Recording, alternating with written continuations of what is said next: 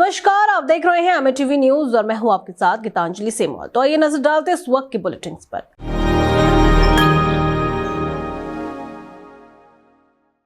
Samajwadi party के राष्ट्रीय अध्यक्ष अखिलेश यादव ने आज डिजिटल मोर्चे पर बड़ी पहल की है। अखिलेश यादव ने प्रमुख सोशल मीडिया इन्फ्लुएंसर और यूट्यूबर्स के साथ एक अहम बैठक की, जिसमें आगामी चुनावों को लेकर रणनीति पर चर्चा हुई। बताया जा रहा है कि 2027 विधानसभा चुनाव को ध्यान में रखते हुए पार्टी ने 2 बड़ी प्रोफेशनल एजेंसियों को भी जिम्मेदारी सौंपी है। इस बैठक में digital campaign, social media narrative और युवाओं तक पहुंच बढ़ाने जैसे मुद्दों पर फोकस किया गया। राजनीतिक जानकार मानते हैं कि ये कदम समाजवादी पार्टी की नई चुनावी रणनीति का हिस्सा है, जिसमें डिजिटल प्लेटफॉर्म को केंद्र में रखा जा रहा है। उत्तर प्रदेश के मुख्यमंत्री योगी आदित्यनाथ ने समाजवादी पार्टी और कांग्रेस पर जोरदार हमला बोला है। योगी आदित्यनाथ ने कहा कि आने वाली पीढ़ी ये कहेगी कि भारतीय जनता पार्टी की डबल इंजन सरकार ने उत्तर प्रदेश को सपा और कांग्रेस के पाप से मुक्त कर एक पुण्य भूमि बनाने का काम किया है। उन्होंने अपने बयान में पिछली सरकारों पर निशाना साधते हुए कानून व्यवस्था और विकास के मुद्दों पर बीजेपी सरकार की उपलब्धियां गिनाई। मुख्यमंत्री ने कहा कि प्रदेश में बुनियादी ढांचे, निवेश और सुरक्षा के क्षेत्र में बड़े बदलाव आए हैं, जो आने वाले समय में और भी मजबूत होंगे।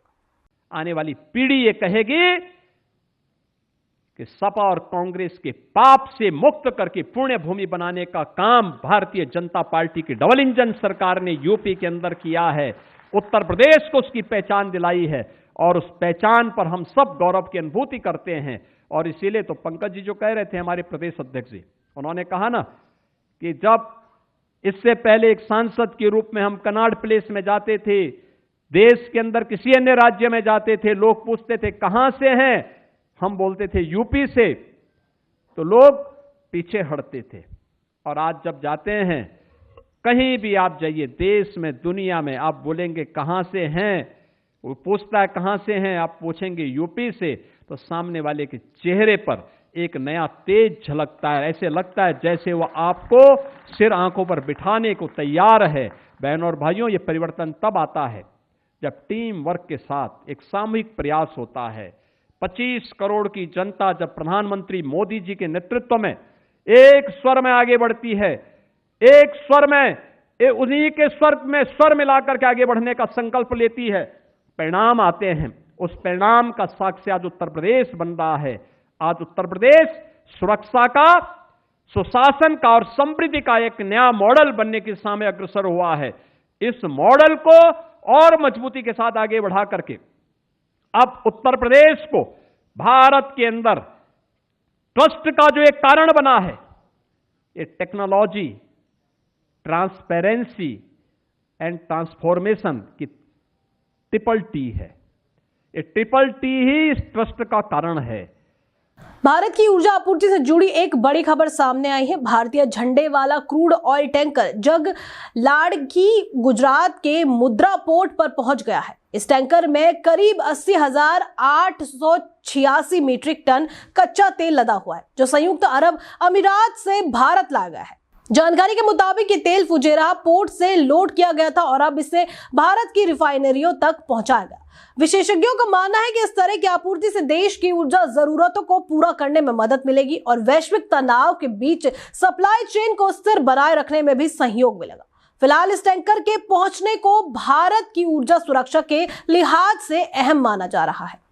नई दिल्ली से बड़ी खबर सामने आई है, जहां संसद के केंद्रीय मंत्री नितिन गडकरी से नेता प्रतिपक्ष राहुल गांधी और कांग्रेस महासचिव प्रियंका गांधी ने मुलाकात की। बताया जा रहा है कि मुलाकात संसद परिसर में हुई, जहां तीनों नेताओं के बीच कुछ समय तक बातचीत भी हुई। हालांकि इस मुलाकात के एजेंडे को लेकर अभी कोई आधिकारिक जानकारी सामने नहीं आई है, लेकिन सियासी गलियारों में इसे लेकर चर्चाएं तेज हो गई हैं। राजनीतिक जानकार इस मुलाकात को संसद सत्र के दौरान बढ़ते संवाद और संभावित मुद्दों पर चर्चा से जोड़कर देख रहे हैं। राजस्थान में नर्सिंग, फार्मासिस्ट और पैरामेडिकल संविदा कर्मचारियों का अनोखा प्रदर्शन देखने को मिला। ये कर्मचारी डीजे पर गाने बजाते हुए नाचते गाते पैदल रैली के रूप में मंत्री किरोड़ी लाल मीणा के आवास की ओर बढ़ते नजर आए। प्रदर्शन कर रहे कर्मचारियों की मुख्य मांग है कि चिकित्सा विभाग की सभी भर्तियां मेरिट और बोनस के आधार पर निकाली जाए। कर्मचारियों का कहना है कि लंबे समय से वे अपनी मांगों को लेकर संघर्ष कर रहे हैं, लेकिन अब तक कोई ठोस समाधान नहीं निकला है। असम के मुख्यमंत्री हिमंता बिस्वा शर्मा ने कांग्रेस को लेकर बड़ा राजनीतिक बयान दिया है। हिमंता बिस्वा शर्मा ने कहा कि उनका लक्ष्य है कि कांग्रेस में जो भी अच्छे नेता अभी मौजूद हैं, उन्हें भारतीय जनता पार्टी में लाया जाए। उन्होंने संकेत दिए हैं कि आने वाले समय में कांग्रेस के कई नेता बीजेपी में शामिल हो सकते हैं। इस बयान के बाद राजनीतिक हलकों में चर्चा तेज हो गई है और इसे बीजेपी की विस्तार रणनीति के तौर पर देखा जा रहा है। आने वाले दिनों में इस बयान के सियासी असर पर सबकी नजरें टिकी रहेंगी। नहीं, कांग्रेस जो बोले इसको बोलने दीजिए, लेकिन हमारा लक्ष्य है कि सारे जो अच्छा लीडर अभी भी कांग्रेस में है उनको बीजेपी में लाना। किस लिए? बीजेपी और असम दोनों का भविष्य हमें उज्जवल करना है। तो इसीलिए कांग्रेस में जो भी नेता है जिसका कोई एक हिसाब से हु इज नॉट लायबिलिटी, जो एसेट्स है, सारे एसेट्स को हम धीरे धीरे बीजेपी में लाना चाहता हूँ।